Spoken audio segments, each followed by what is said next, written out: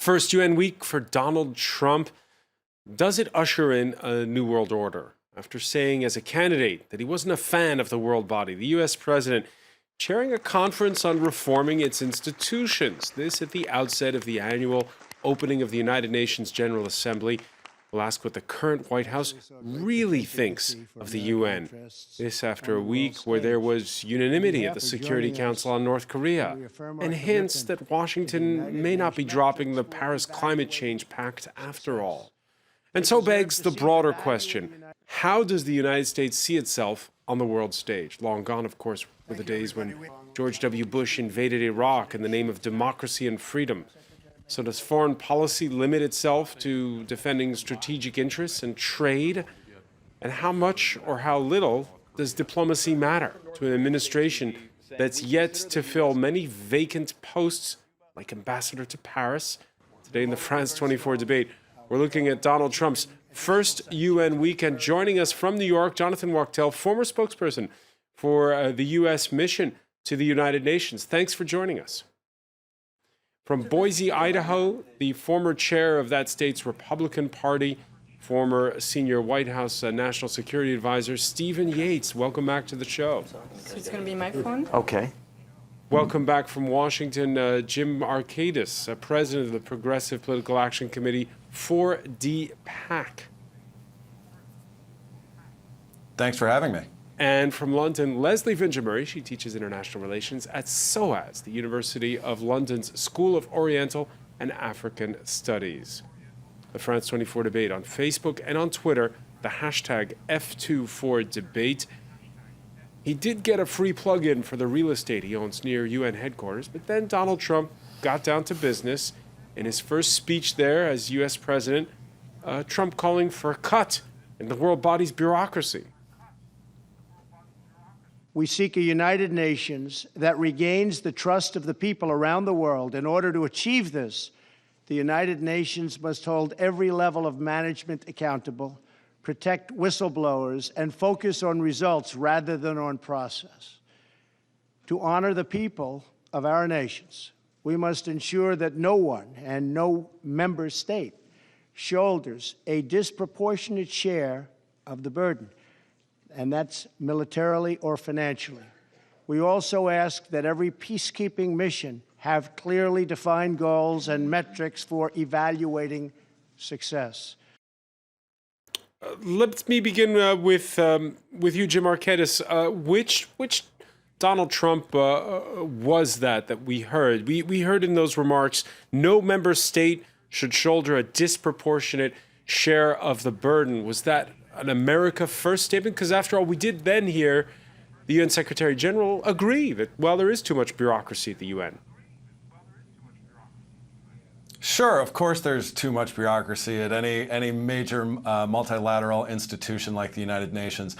That doesn't mean that there's no use for it. Of course, there's great use for the United Nations, for the United States, and as the largest, richest country in the world, the United States should continue to pay a significant portion of the United Nations budget. But to your question about which Donald Trump is this is the Donald Trump that reads off of a teleprompter or a prepared speech that some of his more traditionally conservative internationalist Republican advisors have written for him. And frankly, it's not worth the piece of paper it's written on, because he says one thing out of a teleprompter one day and he can go hit Twitter or say something off the cuff to the reporters the next day. So there's strategic incoherence from the Trump administration. They say one thing but follow up is almost non-existent. Yeah, Stephen Yates, what was your reaction when you saw, there is Antonio Guterres, Donald Trump side by side, very congenial. It looked like, just any U.S. president would at the start of UN week. Well, every element of this so far is fairly conventional. I mean, the subjects that are on the agenda and the topics that he addressed, the priorities for the bilaterals, which are actually the meat of the UN General Assembly for a U.S. president, are all very conventional. We're dealing with North Korea, Iran, the topic of reform of the Security Council or process in the UN, burden sharing on resources, So a lot of this is a fairly mainstream agenda that probably surprises people who expected a more shocking approach to the system by Donald Trump or the United States right now. But it's consistent with what we've seen in recent weeks and months with General Kelly as Chief of Staff and a somewhat more focused approach by the administration to international challenges. Yeah, you agree then with what was said by Jim there about him, sticking to the script? Because later on, for instance, there was a reporter who asked Trump what he'd do about the Iran nuclear deal, and he said, quote, "You'll be seeing very soon." Yeah, well, that is vintage Trump. Unfortunately, I couldn't hear the other guests, so I don't know what he said, but I do agree with that premise. I mean, he has stuck to a script. He is actually kind of conveying more strategically his messaging in public and private. I don't think that this makes it less likely that he'll tweet something that might change the discourse. That's somewhat his negotiating posture. He'll set out a mainstream agenda, he'll have a private meeting, and then he'll try to use whatever leverage he has to pressure the other side. So I still expect those cards to be played, but so far it's been a very mainstream playing of a hand in opening round of the UN. All right, so far sticking to the script, at least in that first speech. Leslie Vinjamuri,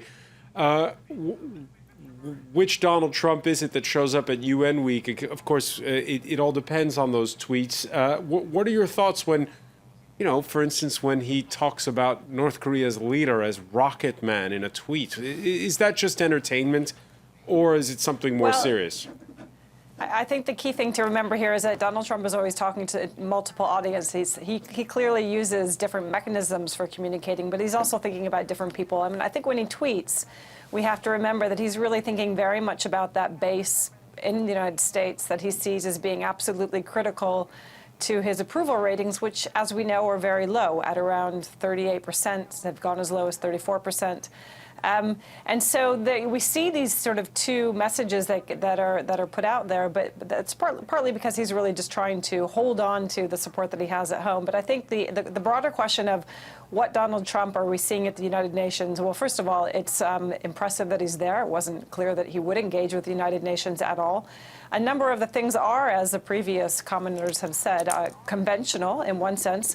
But what remains very unconventional is what the baggage that is brought to the table right now when the United States turns up at the UN, given what this particular president has done diplomatically, right? He's alienated a number of America's traditional allies. And he's created a sense of unpredictability, which isn't necessarily strategic. So there's a lot of incoherence and uncertainty hovering around this. And so I think a lot of people are waiting to see how the engagement goes forward. Has he turned a corner with last week getting consensus at the Security Council on North Korea, for instance? Turned a corner.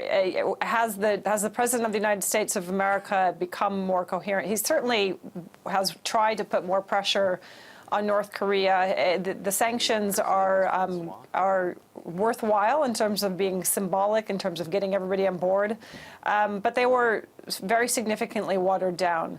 But when we say, has the president turned a corner? Well, the rhetoric continues to be inflammatory, not helpful in terms of actually moving diplomacy forward. There's no military option for dealing with North Korea that the United States should engage in, and the president and those people around him aren't effectively trying to move diplomacy forward. So it'll be very interesting to watch what happens at the UN when it comes to the discussion surrounding North Korea.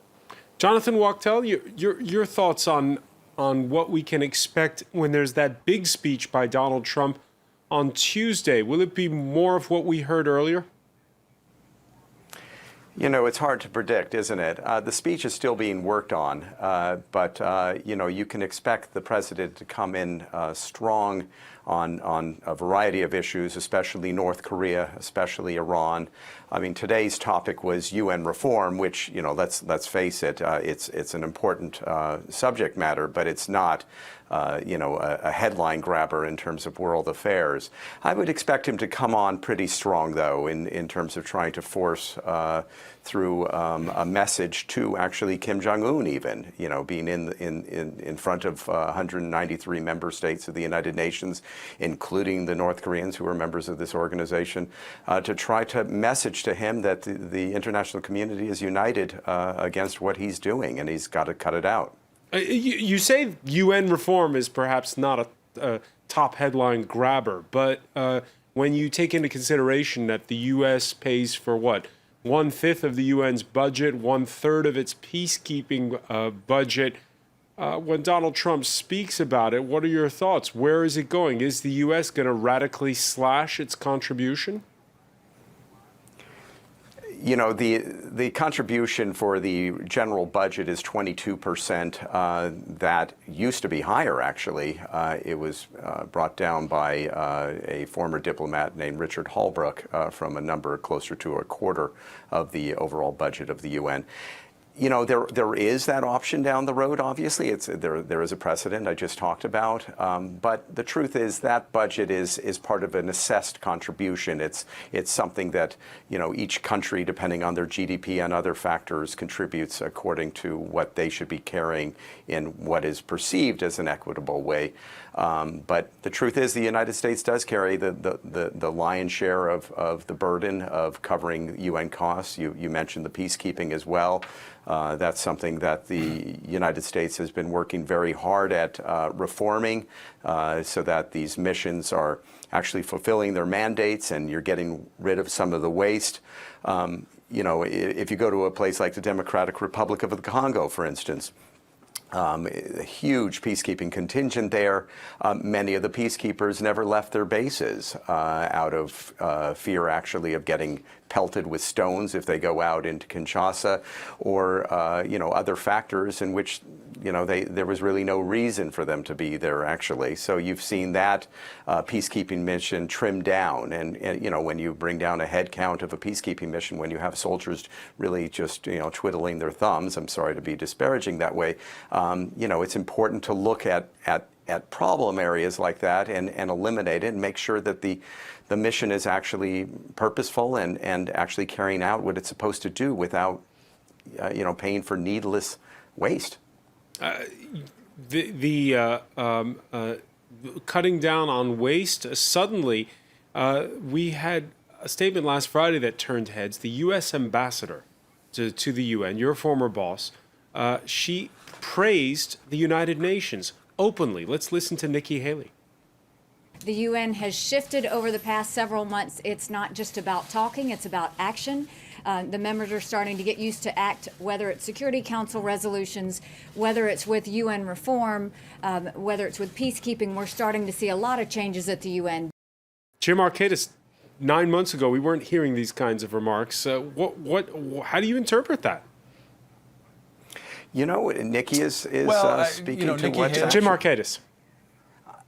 I'm sorry, I'm getting an echo in my ear and hearing my voice coming back at me. So if you guys can correct that, it would make this easier. But to answer your question, let me go to Jim Francois, Markakis first, please, on this. Jim Markakis.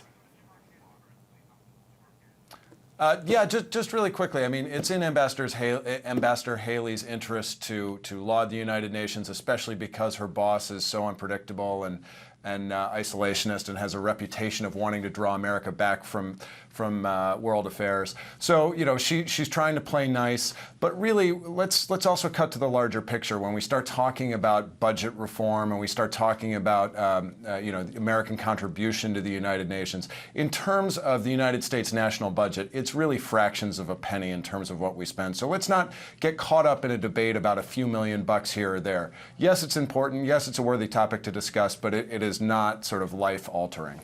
Hang on, but she made those remarks. You say she's just playing nice, for playing to the gallery at UN headquarters. She made those remarks in Washington, Jim. Oh, well, fair enough. But here we are on an international broadcast discussing them, so they are heard around the world. All right. Your reaction to Jim's thoughts on that, Jonathan Wachtel. Well, first of all of us are taxpayers, right? And, you know, it's easy to say saving $1 million here is insignificant in the general scheme of things. But I don't know about you, but with my family budget, I'm careful about what we spend and where we spend. And I'm not one to throw dollars out the window. So with all due respect, I disagree with what he's saying. I think you need to spend wisely. In terms of what the gentleman said about the U.S. withdrawing from international affairs, I don't quite understand where he's coming from. We're very much engaged. So I disagree with him on a number of counts. All right, you're saying that very much engaged. A number of diplomatic postings, including Paris, for instance, haven't yet been filled. And he's also done things like send his son-in-law with no foreign policy experience to play a Middle East mediator. That's got to infuriate career diplomats, Jonathan Wachtel. Look, first of all, Jared Kushner is someone who's pretty well versed in Middle East affairs by nature of who he is as an individual. So while you can criticize him for not having served in the Foreign Service or having been an ambassador overseas in the Middle East, he happens to be a person who's well read in. So it's the president's prerogative to appoint who he wants to appoint to work on that particular portfolio, and he's not doing it alone. He obviously has advisors, and he has the support of the U.S. government and the State Department in what's happening. So he's not doing it alone. It's not like he's out there a cowboy, going out there and running around and trying to do something without any sort of consultation. Leslie Vinci-Murray, how do you? What are your thoughts when you see Jared Kushner leading Middle East mediation efforts? Well, the portfolio that Kushner's been given is extremely broad, would challenge even the most expert individual, and he's not the most expert individual. There's extraordinary expertise across the foreign policy area in the United States, and very few people are being well deployed and well used, partly because so many people signed letters saying that they didn't want to support the president, which has, of course, created a problem. But nonetheless, the State Department remains very understaffed at the level of undersecretaries of state, assistant secretaries of state, key ambassadorial posts across critical regions, including Asia. So things have progressed very, very slowly at the level of functionality and personnel and employment, and in a context where there is really extraordinary expertise that could be drawn on, that have worked on these issues across many years and many decades. So it's detrimental. The amount of money that is spent, as the earlier speaker mentioned, on foreign affairs is very minor relative to America's budget. And the ongoing threats, the sort of assaults at the level of budget and what's likely to be appropriated to withdraw money from the State Department, from the UN, are largely counterproductive. Stephen Yates, why are they so slow to name people to the State Department? Well, I can't explain the personnel process. I've lived through a few of those, but when you look at what's being done, I mean, there are no presidential summits that are not happening because of staffing not being filled out in the agencies. There are no negotiations that are not happening because of lack of staffing in the administration. In fact, I think critics of the administration are somewhat on the horns of the dilemma. They were not in favor of the things that the president campaigned on, and it should be a gift to them that these things are being functions are being filled by holdovers in the government that are acting in these roles. And really, it's more of the Trump supporters that should be aggrieved that their loyal troops haven't been put in to populate these offices. But the amount of staffing and support that Rex Tillerson has at the State Department is largely a function of Rex Tillerson and his need to work with the White House in getting through the staffing process. But really, there's been a lot of meetings and interactions with leaders and other substantial negotiators among our Asian allies and people talking about North Korea, and frankly, a lot on the Middle East. General Mattis has a lot of support that he's been relying upon, and there's lots of staffing vacancies there too. It's baffling to those of us who've been through these processes for these vacancies to exist this long, but you can't point to a single instance of a conversation of consequence by our leadership where decisions actually get made. Stephen Yates, I'm going to have to interrupt you because we have to take a very quick break, but we'll pick up. Stay with us. You're watching the France 24 debate.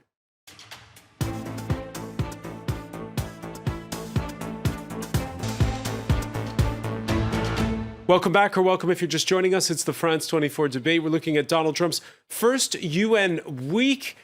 Got off to a conciliatory start as he chaired a meeting alongside the UN Secretary General Antonio Guterres on reforming the world body. We'll go into those speeches on Tuesday with all the other world leaders. We're talking about it with, from New York, Jonathan Wachtel, the former spokesperson for the U.S. mission to the United Nations. Welcome back as well to former senior White House National Security Advisor Stephen Yates, who is the former chair of the Idaho Republican Party, who joins us from Boise. Jim Arcadis, president of the Progressive Political Action Committee for the PAC. And from London, Leslie Vinjer-Murray, who teaches international relations at SOAS, the School of African and Oriental Studies at the University of London. Welcome back to all of you. We were talking before the break about, the state of U.S. diplomacy, what with so many vacancies. We heard Stephen Yates make the argument that, business is being tended to. There are 270 representations for the United States around the world. It's the world's biggest diplomatic reach. What are your thoughts, Jim Arcadis, on where that's going, on what importance is being placed on diplomacy? I do think, I believe it was Stephen's point earlier, on the level of staffing, yes, meetings are being had. That's fantastic. That's a really, really low bar. And he mentioned that he couldn't think of any single meeting where Trump wasn't prepared. I can think of two just off the top of my head. The G20 summit, when he met with Vladimir Putin and was completely rolled by him, Trump said, "Hey, did you hack the election?" And Putin said, "No, we didn't." Trump said, "Okay, that's cool. Let's move on to the next topic." If I were Russian intelligence services, I would have counseled Putin to do exactly that, to deny everything, and then try and get Trump alone. And Trump willingly went up to Putin at dinner later that evening. And then previously, I believe it was in March, when Trump had meetings with Sergei Lavrov, the Russian prime minister, in the White House, and he just went ahead and divulged classified information. Like, that is betraying the national interest of the United States of America. And it's completely shameful that our president would act in that kind of way and willingly go into extremely important bilateral meetings so unprepared. About the state of diplomacy in general, we were talking a little bit about the idea that the United States, what is our role in the world? I can point to a lot of examples where we've seen the United States willingly withdraw under the Trump administration, whether it's trying to beat up on our NATO allies. The cornerstone of his campaign was building a physical wall to remove the United States from the world, to withdraw from the Paris Accord, to outsource our North Korea policy to China, to say that we're going to withdraw from trade agreements like NAFTA. The State Department is talking about cutting human rights and democracy promotion as cornerstones of their mission. The State Department proposed to slash a third of his budget. I mean, I can go on. This is pretty stark stuff and pretty consequential, because it makes the world a less stable place, and it ultimately makes the United States less secure. On its website, the U.S. State Department states it has a mission statement, and in it says, the American people thrive in a peaceful and interconnected world that is free, resilient, and prosperous. There was a plan that was actually, that's a proposal that was made for a draft email last month. The statement that's on the website itself, also contains the word just and democratic, which, according to the Washington Post, were about to be removed. Working for a more just and democratic world, Jonathan Wachtel, is that the remit of the United States? Of course, we work towards a more democratic and fair world. I mean, it's preposterous to try to make a claim otherwise. You know, it's easy to try to pick apart certain policy things that the administration has been working on that you know, could make it seem that we're in some sort of withdrawal from the world. The truth is that we're still the biggest humanitarian relief provider. We're helping the countries that are going through some of the worst famines in recent history. We're still engaged all over the world. I mean, we still have fully functioning embassies around the world. The State Department, you know, we heard some pretty disparaging things said about some of your participants right now, but it's still functioning, and you still have a wonderfully talented foreign service officers and civil service officers who are working for the government every day, working very hard to formulate and project U.S. policy. So it's kind of crazy to make flippant remarks that we're in some sort of crazy place right now that is utterly dysfunctional. Leslie Vinjamuri, you're sitting in London, which now has a U.S. ambassador since the start of the month. What's your reaction to what you just heard?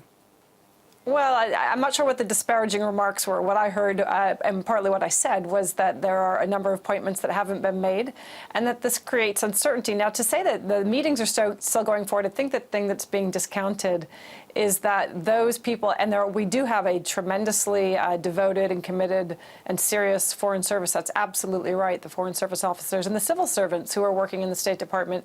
But what's happening in the State Department, if you speak to people who are working in the State Department, is that they're faced with a phenomenal amount of uncertainty because they know that the people who are currently in post are not the people who are going to remain in post.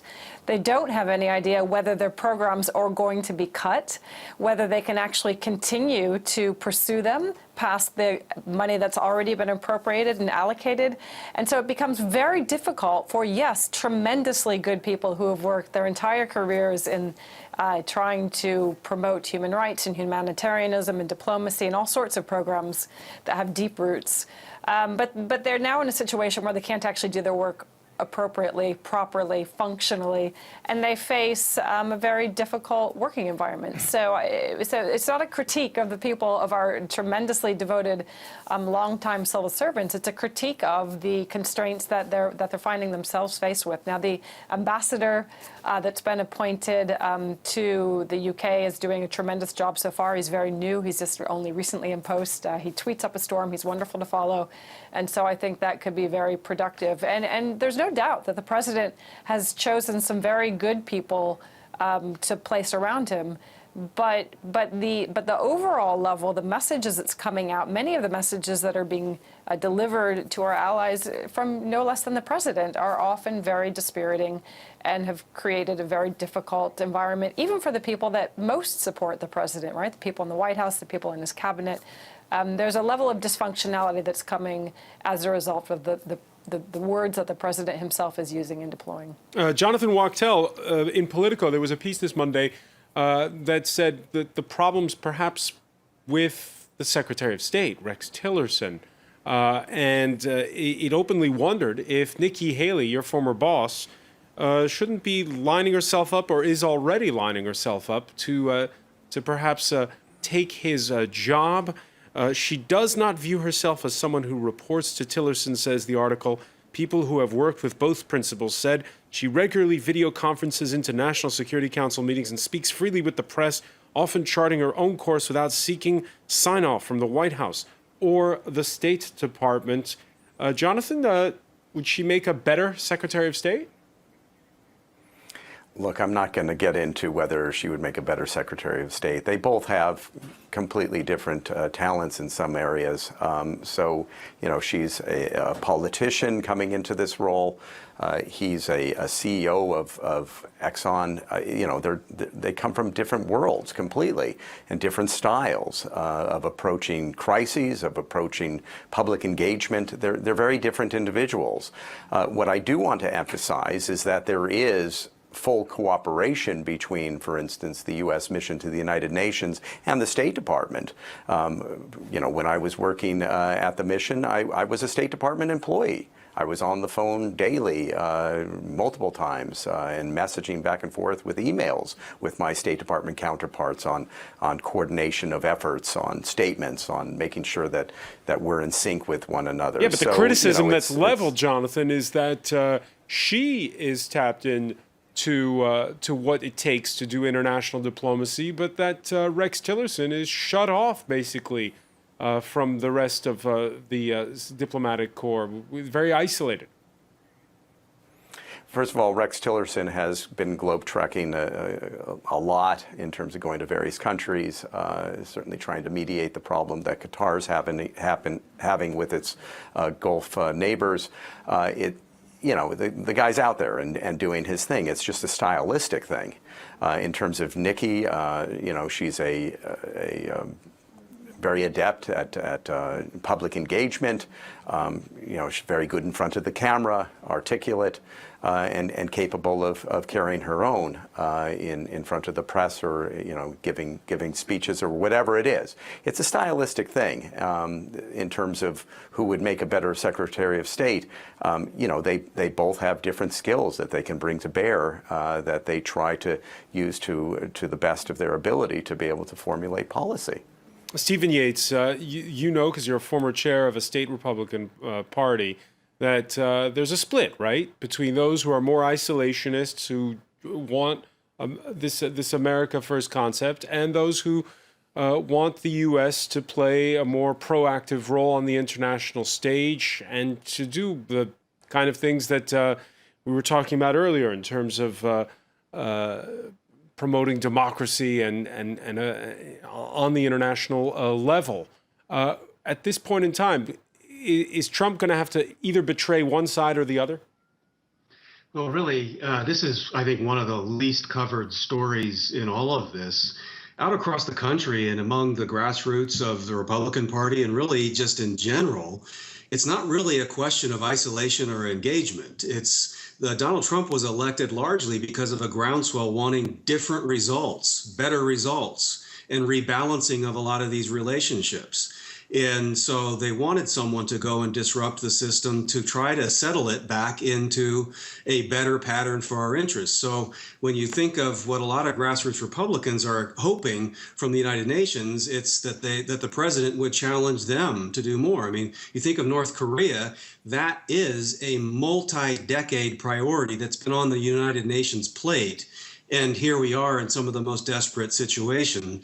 And I think that a lot of Americans want to know, what is the world community really willing to do, as opposed to, is the United States going to carry a burden alone to solve a problem? Jim Markakis, you agree that it's basically an issue of a different strategy to try to get a similar result? Well, if we're talking about results, like, let's just pick apart what's happened in North Korea over the course of the last several months. I mean, how many long-range missiles have they shot off? They've become ever more bellicose over the course of the Trump administration than they had been in the several years prior, when there was a containment and engagement strategy. So, you know, if the groundswell of the American populace elected Donald Trump to get different results that would, you know, have the world cower in fear of the United States, he's getting an F, and it's not even a close call. You know, I'd also note that over the course of the last 10 minutes or so, we've had a discussion about, you know, basic functions of the Department of State, like, yes, the bureaucracy is working and, you know, people are getting advice and things like that. It's a ridiculous discussion to have that we are at that base level, that United States diplomacy and the diplomatic bureaucracy is still working. If that's the bar we're trying to meet and exceed, we're in a lot of trouble as a country. And it just serves to underline the idea that this unstrategic unpredictability out of the Trump White House is fundamentally making both the United States and the world less stable and less safe. Jonathan Wachtel, at the end of the day, right now, is U.S. influence waxing or waning?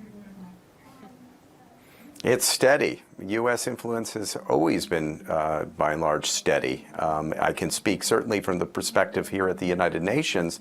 The U.S. is very much engaged, and the gentleman just a short time ago said that there have been more rocket launches done under the current administration than previous ones. That's actually patently false. You had multiple nuclear bomb tests done before the administration came in. This is a long, decades-long conflict that we've had with North Korea. The war never ended. It was an armistice that was organized by President Eisenhower, and it's been tense ever since. And there have been a multitude of conflicting moments and scary moments with the North Koreans in the United States. Now, what's particularly different now is that we're at a stage in which Kim Jong-un is trying to perfect the arming of those ICBMs, and that's terrifying. And it's something that we've inherited, all of us have inherited, given where we are today and North Korea's ability to improve their weaponry. So it's a false claim to make an attack that things are worse because there's a new administration in town. This is everybody's problem. We've all inherited it. The can, as you heard, I think, McMaster say the other day, has been kicked down the road and there's no more road to go. That's true. We are at a turning point now. Leslie Vinjamuri, you agree that, U.S. influence, when you think about it, is steady? The U.S. is absolutely influential. The question is in which way and with what implications. And I think one of the things that's happening right now is because the messages that are coming out of the White House, especially, are so uncertain, and in many cases, the U.S. has walked back, has withdrawn. If we look at Paris, if we look at the Trans-Pacific Partnership and some very strategic initiatives, what we're seeing now is that a number of countries in Europe, in Asia, between Europe and Asia, are beginning to realize that they need new partners, that they need new allies, that they need to move things forward, not entirely without the United States, but there's sort of a walk-around strategy that's developing. So we see the Europeans speaking more to the Chinese. We saw Angela Merkel meeting with the Chinese in the lead up to the G20. And I think what we're likely to see in the coming weeks and months is much more of this as the U.S. becomes absolutely always important because of the sheer influence and the sheer power that it has. But with the unpredictability, inevitably other countries are going to be looking to move the ball forward on a number of issues in the absence of United States participation, if that's what it takes. And I think one of the most problematic arenas is of course Asia. It's not only North Korea, and it is accurate to say that problem has been a long time coming. But the decision to sort of retreat and really only exercise hard power and threats in the entire region, not to engage in the Trans-Pacific Partnership regionally to increase America's soft power to shape norms and standards and trade patterns in that region, I think is a mistake that will prove to be a very strategic error, and that is something that will sit on the back of this particular administration. Stephen, but when it comes to go ahead. When it comes to North Korea, absolutely, this was going to be the presidency, no matter who won the White House, that was going to have to deal with a North Korea that had the ability to put a nuclear warhead on an ICBM that could hit the United States. But the question of the response, I think, is one that was going to vary very much across this administration and whoever else might have been in the White House. And that comes down very much to the language and the rhetoric, and that matters in terms of how it plays, how the North Koreans respond, how the other relevant partners respond. The diplomacy, the words absolutely are critical. And at the moment, they seem to be very incendiary, not helpful. All right, I just want to get back to the point you made a moment ago about the trade issues. Back in January when Trump was sworn in and there were fights, as you mentioned, with Europe, Asia, Mexico, Canada over the America First policy. Stephen Yates, it was a surprising sight to see China's president, Xi Jinping, sort of acting as the guardian of the temple of free trade, if you will, in that speech he gave at the World Economic Forum in Davos. Do you take the point that Leslie Vinjamuri makes? That's a frequently made point. It doesn't really match with my experience. I mean, we have a lot of overanalysis of the early parts of an administration. I've been through transitions, and trade policy is often not set in the first year of an administration. Things kind of get tried to shape the environment, and you push things through over the course of a coming year or two or three, so there's a lot of chapters of this to unfold. Taking the policies of the last administration and they're being changed rather than continuity. I mean, at the beginning of the Bush administration, there was fretting about would the Bush administration walk away from treaties negotiated by the Clinton administration, and that happened. And other things moved on from there. And so I think there's a little bit of overanalysis on this. And frankly, a lot of our allies, there's no shortage of trips back and forth between the leaders of Korea, Japan, and other major allies to the United States, or the other way around. There's the same amount of interaction, negotiation as I saw in the first year of the Bush administration, and frankly, that I witnessed from the outside of the Obama administration. And so it's really all in the results of where this settles on trade and other issues. But for now, the national security challenge of North Korea is going to dominate that, no matter what agenda someone was pursuing on climate change or trade.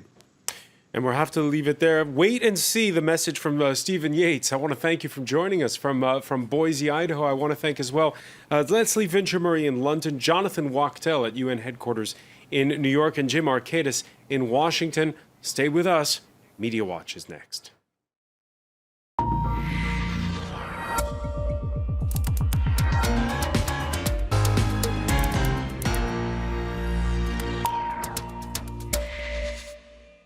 And we say hello to James Creedon. Hi, Francois. So he read his speech today. He read his speech, and actually we have some people... I'll go to that first, actually. We have one person applauding him. I'd like to congratulate Donald Trump, says Chanel Van Voren, on being able to read. Now, this, of course, is a regular... Oh, that's... It's been on... That's, she's being facetious. But, of course, there is frequently this analysis of whether does he use a prompter, does he read the script, or does he go completely off script? Well, today, he's been congratulated by some, if not entirely sincerely, for sticking to the prompter. This is Politico.com. Trump's UN obsession collides with reality. So this is a little analysis piece by Richard Gowan. I'll just quickly run through one of the elements of that article. Trump has publicly questioned whether the sanctions will work. This is again about North Korea. Trump's UN obsession colliding with reality. So what they're looking at here is the biggest national security test of his presidency so far. And despite his attitude where in the past he has said he wants to be unilateralist, outright isolationist, his foreign policy is leaning hard on the world's main multilateral body to manage the main crisis on his agenda. In other words, he needs to work through the Security Council. So that's one take on things here. Despite all of the rhetoric, he actually needs the UN on this one. But of course, we've been seeing other elements of analysis pointing to his continually antagonistic language. Trump mocks Rocket Man Kim Jong-un as advisors issue warnings. He appeared to ridicule the North Korean leader. And of course, a lot of people are concerned about that it could quite literally backfire. Elsewhere, thumbs up for Donald Trump coming from Fox News and other media that are generally pro-Trump right now. Listen up, UN. Trump means what he's telling you. In other words, they seem to be backing the idea that reforms are required in the UN. The Le Monde just pointing out the vagueness of his suggested reforms. I guess we'll be getting some more details on that in his speech tomorrow. So Donald Trump attacking the UN, but remaining quite vague, says Le Monde. Elsewhere, yes, that's what I'm talking about. Trump slams the UN in his first UN appearance. So as ever, on social media, highly polarized when it comes to Donald Trump's reform suggestions. You have people in favor of that and people critical of it. Ian Bremner has found what he thinks to be the person who is least impressed with Donald Trump's UN speech. And indeed, I haven't actually identified who she is, but she does not look entirely... I think she's doing a duck face involuntarily. Some initial reaction coming in there to the bilateral discussions or the meeting with Benjamin Netanyahu. This is Haaretz.com, the left-leaning Israeli daily. On the Palestinians, Trump and Netanyahu are synchronized, talk, no action. So there's an opinion piece there about, well, that sums it up pretty well. Talk, no action vis-a-vis Palestine. And also, this is a French-based academic, Iranian. Iran no longer a hot topic despite Trump and Bibi's efforts to portray it this way. I guess we're not going to be seeing, well, who knows what we'll be seeing from Benjamin Netanyahu's speech. He's giving a speech on Tuesday as well. I wonder, I suppose, will it contain the cartoonish elements of a few years back? Perhaps not. So for some, the Iran issue is not such a hot topic as it once was. I guess there'll be plenty more reaction and comment. In the days There ahead. will be plenty over the next week. Right. It's going to get even more heated, I imagine. James Creedon, I want to thank you. Thanks, I want to thank our panel once again. Thank you. And by the way, our coverage of UN Week continues also on our website, france24.com. Stay with us. There's more to come.